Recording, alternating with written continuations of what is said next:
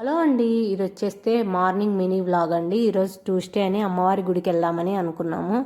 ఇంట్లో అయితే పూజ అంతా కంప్లీట్ చేసుకొని అమ్మవారి గుడికి కూడా వెళ్ళేసి అక్కడ కుంకుమార్చన చేయించుకొని ఇంటికైతే వచ్చేసాము. వచ్చిన వెంటనే ఇంకా టిఫిన్ అయితే చేయడం స్టార్ట్ చేశాను. ఉప్మా అయితే చేశాను. సింపుల్గా అయిపోతుంది, 10 నిమిషాలే టైం పడుతుంది కదా అని ఇంకా ఉప్మా అయితే చేసేసాను. ముందు రోజే బుడ్డల పొడి కొట్టి పెట్టింటి కాబట్టి వేడివేడి ఉప్మా బుడ్డల పొడి అయితే తినేసాము. తినేసిన తర్వాత కొంచెం వర్క్ ఉంటే మా రిలేటివ్స్ దగ్గరలోనే ఉంటే వాళ్ళ ఇంటికి అయితే వెళ్ళేసి వచ్చిన తర్వాత ఇంకా లంచ్కి అయితే ప్రిపేర్ చేయడం స్టార్ట్ చేశాను. ఈరోజైతే దొండకాయ ఫ్రై చేశాను. దొండకాయ ఫ్రైకి బీట్రూట్ ఫ్రైకి నేను సపరేట్గా ఒక పొడి ప్రిపేర్ చేసుకుంటాను.